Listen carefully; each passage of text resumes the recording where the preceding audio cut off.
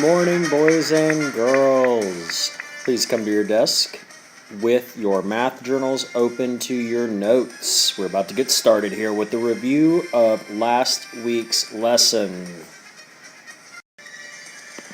Alright, just to check in with you guys, we talked yesterday about the format for how we solve division problems. It is ESC, E-S-C, estimate, solve, then check. We want to do all those to make sure that we get a precise answer. We also talked about this new idea of a remainder, although for some of you it may not be that new. It is what's left of the dividend after dividing with the divisor and finding your quotient. So just real quickly here, I know some of you guys are already scratching your head. Let's solve a quick little problem real quick. Let's just say 26 divided by 5.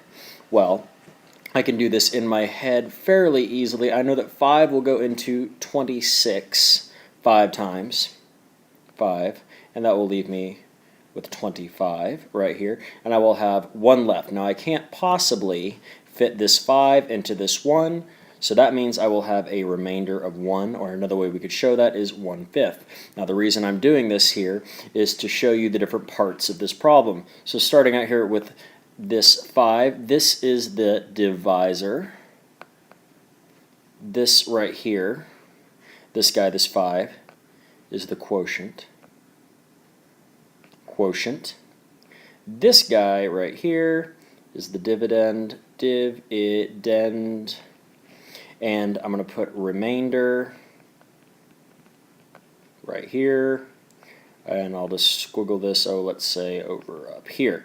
That guy's the remainder. So we have 4 terms: divisor, quotient, remainder, and dividend. And you need to know all of those to be able to successfully solve division problems, because I'm going to ask you some difficult problems that have to do with divisors and dividends and quotients. And if you don't know which is which, you're going to have a really hard time. But enough of me talking, let's move on.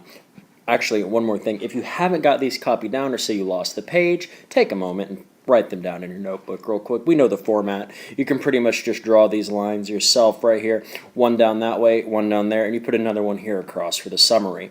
So I'll let you do that while I'm switching slides. Okay, let's warm up with a little practice problem here. We have to estimate a dividend of 607 and a divisor of 19. So again, this slash right here is another way to write a division problem. We can also say 607 divided by 19, or we can also write it like this: 19 divided by 607. I'll let you write this down on the right side of your math journal, and I'll start solving it in just a moment. But right now I'm going to pause and let you go ahead and try your best to solve this. Okay, boys and girls, I think you probably got this written down by now, and you're ready to go ahead and start it. Well, we'll start with the divisor. We know 19 will round to a nice, pretty 20. And 607, we'll just go ahead and round to a nice round 600. Remember, this is just an estimate, so we don't have to worry about being too precise. And since we know that we have these big pretty zeros right here, we have 20 and we have 600, like we've talked about before, we can pretty much just get rid of the zeros. But I'm only going to get rid of one of the zeros in the 100 because I only have 1 0 in the divisor. So this problem basically becomes 2. How many times will 2 go into 60? Well, I know that 10 groups of 2 is 20. I can go further with that and say 20 groups of 2 is 40, and 30 groups of 2 is 60. And if you don't believe me, you can just count it out, but I'm pretty sure that is correct. So I'm just going to scribble this away up here. We don't need it anymore. And I'm going to go ahead and write 30. And what I'm going to do here is I'm just going to take away 30 groups of 2 from 60, which is just going to be 60, and that will leave me with 0. I will have no remainders. And if you have a remainder when you are, again, estimating, you're not quite estimating correctly. You shouldn't really have a remainder when you estimate because it's just a guess. It's just as close as you can get to the answer without actually the answer, just so you know the ballpark area of what you are going to have. And I bet you if we solve this problem and get a precise, accurate answer, it's going to be somewhere around 30, probably a little bit more because we rounded up to 20 and we rounded this down. So I guess it's going to be right around 30, but probably a little bit more. Alright, and now the last thing we're going to do in this first video here is try and solve the application problem. So let's move ahead. Billy has 2.4 meters, or M as the abbreviation is. Billy has 2.4 meters of ribbon for crafts. He wants to share it evenly with 12 friends.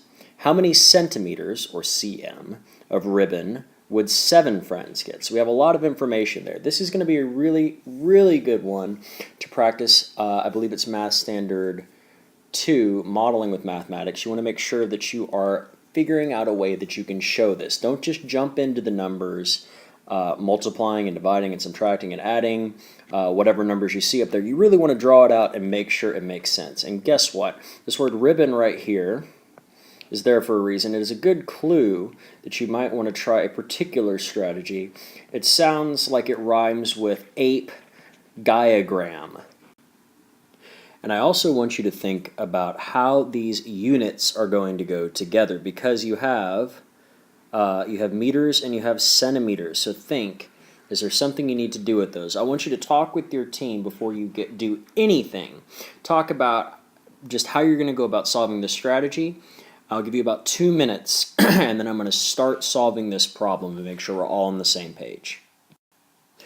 So right away, I know that I have meters and I have centimeters. And if you'll check the charts in your book, you'll see how to convert this. There are 100 centimeters in 1 meter. So what I have here is I have 2.4 meters. So what I need to do is multiply that times 100, and that will give me a unit that has centimeters. So 2.4 meters times 100 is just 240 centimeters. And that is the first thing you need to know how to do. The second thing we can start doing is drawing a tape diagram. Or actually, since this is a division problem, you could set up a division problem. Either way, I'll let you try. Alrighty, so the first thing I'm going to do, I recognize that this is a division problem. So I have my dividend, and I also have my divisor. Now, if you went ahead and tried to solve this with the division problem right here, you're going to get a very weird answer. But remember, when you need to have all the units be the same here. So the first thing I'm going to do, I recognize that this is 240 divided by 12, or we can say it like this, 12 240, so that's the dividend. Well, right here I know that 12, if we kind of just cover up this 0 right here, pretend it doesn't exist, 12 will go into 24 2 times.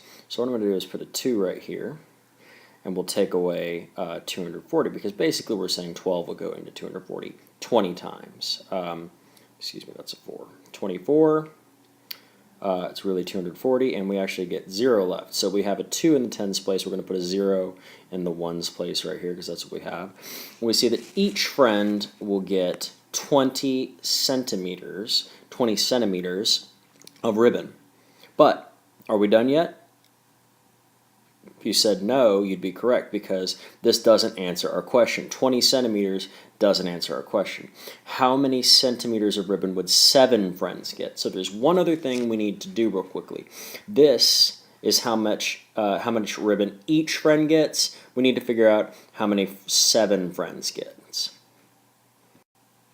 Okay, in the interest of time, because I'm getting late to make it to the Super Bowl, I'm going to shrink this stuff and put it right up there. The next thing we did, again, we had 20 centimeters, and we need to figure out how many 7 friends get. So all we're going to do is multiply 20 times 7. And remember, this is 20 centimeters times 7 friends. And 2 times 7 is 14, so 20 times 7 is 140 centimeters. And that, boys and girls, will be our answer to this application problem.